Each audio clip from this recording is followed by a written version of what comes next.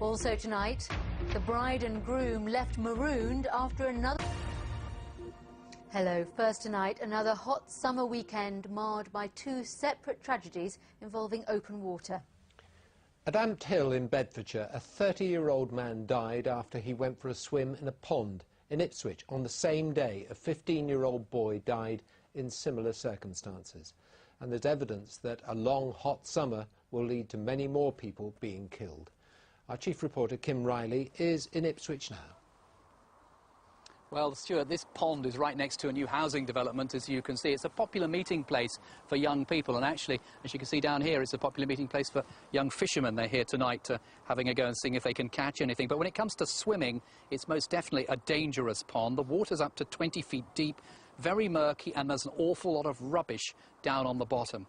Well, on Saturday afternoon, Ashley Dorling was here with his best friend Liam and his elder brother Gary. He fancied a dip, he fancied cooling off. But all too soon, he was in trouble. Tributes to Ashley Dorling next to the pond where he lost his life.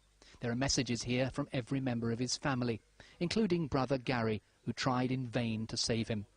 Police, fire and ambulance personnel and an RAF rescue helicopter were called after local people heard cries for help at around 4 o'clock on Saturday afternoon.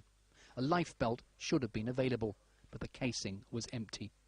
16-year-old Liam Vineyard tried so hard to rescue his best mate. He asked to go for a swim, so he went for a swim, right, and then I went out and he started struggling, so I jumped in. When I only thought, I tried to pick him up, he was standing on my shoulders.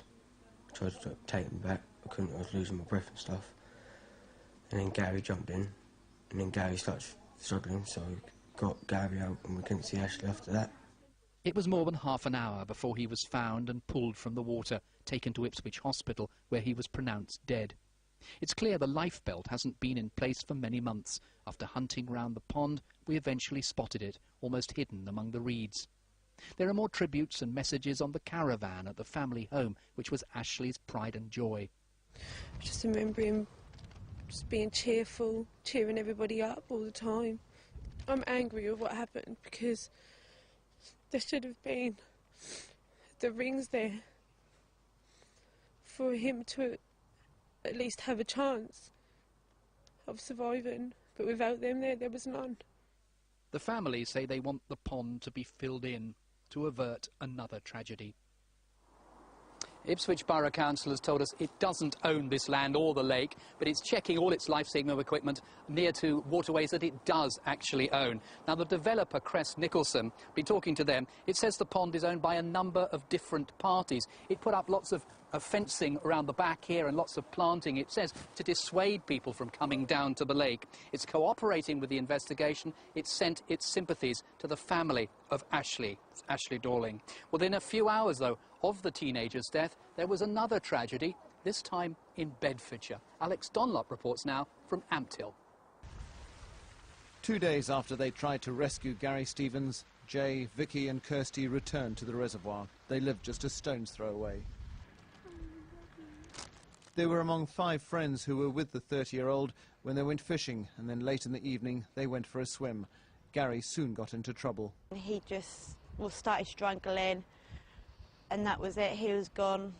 My brother tried helping him, looked for him, and so did Jay. And all I saw was him just go, and I just tried to get across as quickly as I could. And obviously we did our best, but we couldn't get to him quick enough. Did he say anything? Was he able to say anything? The last thing he said was Vicky's name just before he went under, and that was it. Tried to find him, just couldn't get him out quick enough. Gary Stevens, who was a farm worker, was a keen fisherman. Friends say that this was the first time he had gone in the water. The irrigation pond is used by a local farmer. The group had been drinking, although there's no suggestion that alcohol had played a part in his death. Regular anglers say the water is deceptive. It's very dangerous. There's an undercurrent here. See, the current runs one way, then about 5 minutes later it'll turn and go the other way. And that's why the current's like that. That's why I don't reckon he could get out. Today an inquest was opened and adjourned. Still bewildered, those who tried to save Gary Stevens paid this tribute.